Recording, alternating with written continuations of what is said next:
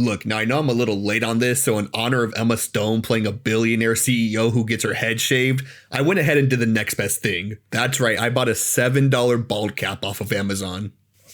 Oh, what the hell is this? I need rubbing alcohol? What? I thought you just put this on top. Ah, it's stuck. Whoa. Am I bald now? What the hell? I need to look at myself. Whoa, now I'm completely bald. Look at that. Well, now I can't contact my mothership. That's right, today I'm going to be talking about Bugonia, directed by Yorgos Lanthimos and stars Emma Stone, Jesse Plemons, and Aidan Delbus. This is actually the fourth film that Emma Stone and Yorgos have done together, and I'll be honest, I haven't seen any of them yet. Actually, that's kind of a lie. I've seen the important clips. So I kind of went into this movie blind on what their style working together is like. But man, I've got to say, I really love this movie. It's honestly one of my favorites of the year. It makes me want to go back and watch their previous movies. You know, I want to actually watch Poor Things for the plot, of course. But Bugonia is relatively straightforward. Two conspiracy theorists believe that a millionaire CEO is secretly an alien. So they kidnap the CEO in hopes of setting up a meeting with their alien leader. Now I'm gonna be getting into some spoiler territory, so if you want to go into this movie blind, now's the time to get out of here. But I want to start off by asking, this is a dark comedy, right? Now it's not really a setup punchline kind of comedy, although there is some of that, but it's mostly a dark comedy just by the absurdity of the situation and how these characters interact with each other. But even though I think it's a dark comedy, I was really the only one laughing in my theater. I felt like I was the one who was bald and covered in itching cream with the way everybody was looking at me.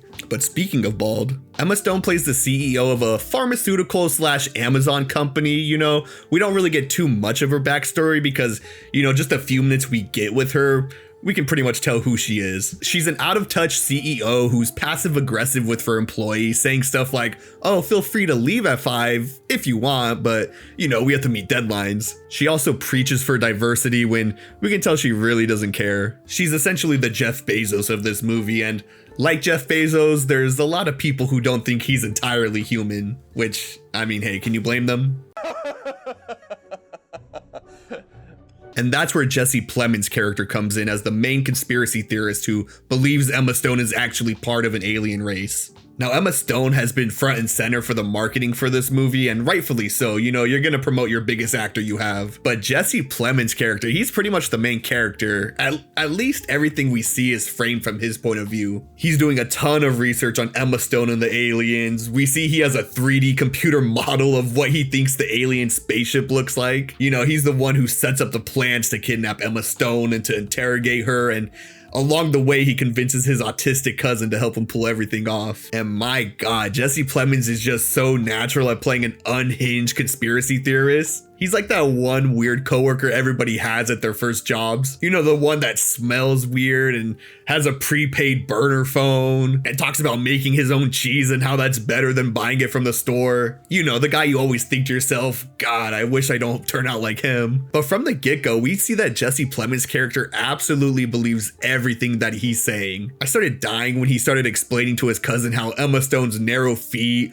her hair density, and her protruding earlobes were all telltale signs that she's an alien. But over the movie, we learn why he went down this path. We learned that his mother was a recovering opioid addict, and she tried an experimental medicine from Emma Stone's company, and that actually put her in a coma. We don't see the exact moment when he starts believing that Emma Stone is an alien, which I kind of wished we saw how he kind of came to the conclusion of aliens, But that's just a tiny nitpick of mine. We also learned that his babysitter did some inappropriate things to him as a child, and his babysitter is now a cop played by Stavros. Now, I'm gonna go on a quick tangent about Stavros' character because I don't know where else to talk about him. But it was funny because I was watching Stavros on Late Night with Seth Meyers, and he said he was offered the role without even auditioning, and that he still can't even believe he's in the movie. And I kind of see what he means by that.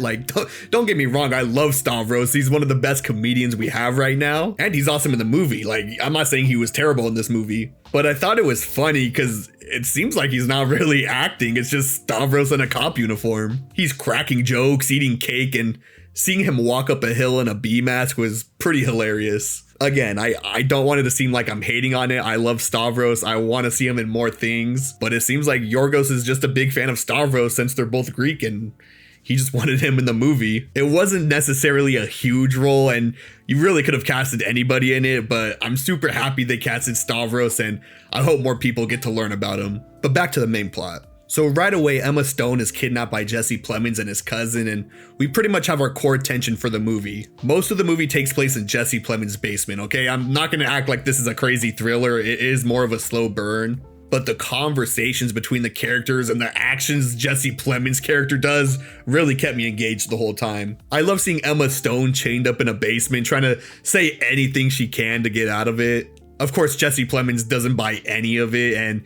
he actually does some really psycho shit to her. Like, there was that whole electric chair scene, which was really unsettling, you know? It was just a couple minutes of Emma Stone screaming because her brain was getting fried. We also had Jesse Plemons' cousin, Dawn, played by Aidan Delbus. And I thought he was amazing in this movie. Don kind of serves as, you know, the logical point of view. He's constantly questioning Jesse Plemons' character, and you can tell he's not really comfortable with everything going on. But you can tell Don genuinely loves his cousin and would do anything for him. And throughout the movie, I was trying to figure out if, you know, Jesse Plemons' character actually really did love his cousin, or if he was just using Don because he's really the only one who will listen to him. Because towards the beginning, Jesse Plemons, like, chemically castrates his cousin. It was this like weird scene and Jesse Plemons says it's to suppress his like urges. But Dawn even says in that moment like, hey, I thought I was gonna have a family. I want to settle down with someone. And you just feel awful for him in that moment. And in that moment, I was thinking, okay, Jesse Plemons is a terrible lunatic who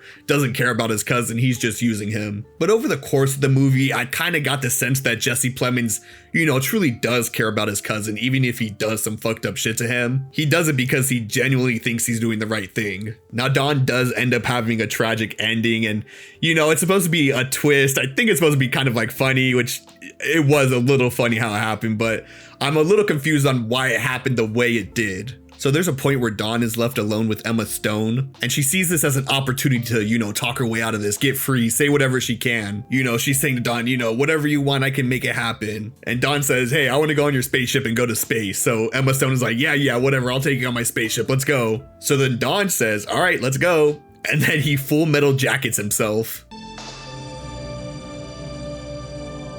Then Jesse Plemons comes back in and is like, hey, what did you tell him? What filth did you put in his head? And then Emma Stone responds like, no, it's what you put in his head. But then it's never really explained why Dawn thought doing that to himself would, you know, take him to the mothership. I don't recall Jesse Plemons ever saying anything about that. And if that really was the way to get to the mothership, why wouldn't Jesse Plemons already have tried that? That was just something I was a little, you know, confused about. But throughout the movie, we have this back and forth of who should we really believe? Because logically, we should empathize with Emma Stone. Like, yes, she is a piece of shit CEO, but that doesn't mean she should be chained up and put through shock therapy. And then we have Jesse Plemons' character who has been wronged by a lot of people and he's tired of billionaires killing the planet, which, hey, I think we've all kind of been in his shoes a little bit, but none of us have been pushed to kidnapping and torturing someone. But then we also see some, I guess I would call cracks with Emma Stone's character. Well, first off, she was electrocuted for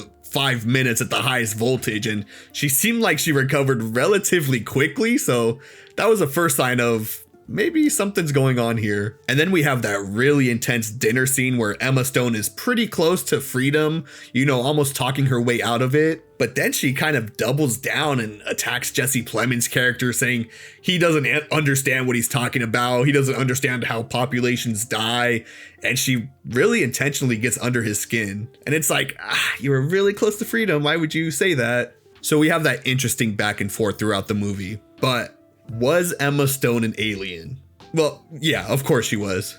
For a dark comedy like this, I feel like it would have been weird if she wasn't an alien, but I do like how it's played out and how it's presented to us that she's an alien. It gets very absurd very fast in this comedic ping pong where we believe she's an alien, then we don't, then we do, then we don't. It's absurd for sure, but I liked it. You know, she gives this huge lore dump that she's an alien and that they have to go to her office to get into the teleporter to get to the mothership. But then you think she's tricking Jesse Plemons because she's like, oh, I have to enter a 50-digit code in my calculator and the teleporter's in my closet. And then Jesse Plemons decides to wear a suicide vest just in case, you know, why not? And then I don't know if Emma Stone did something or if Jesse Plemons was just being dumb and made a mistake, but he blows himself up in a pretty funny way. And then Emma Stone ends up going into the teleporter and we see her go to her mothership. And for one of the last punchlines, we find out that Jesse Plemons was pretty much right about everything. His 3D model ships were exactly how the ships actually looked. They actually do communicate through their hair, so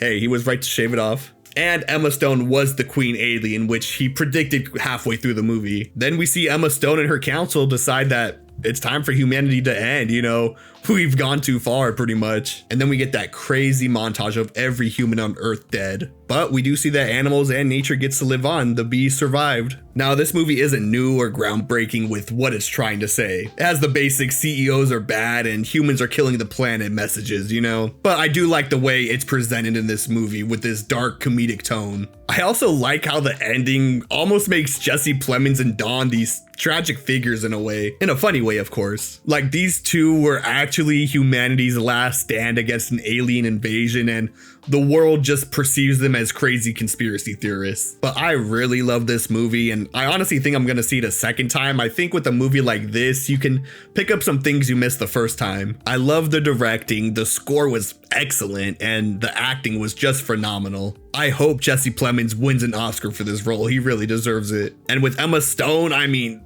I'm honestly running out of words for what to say about her. I truly do think she's one of the best working actors we have right now. Like, you just know you're gonna get a great performance from her from any movie she's in. This movie is gonna get a lot of Oscar nominations this year. I do see some awards for them too. I'm gonna be giving Bugonia a 4.5 Benjamin hits out of 5.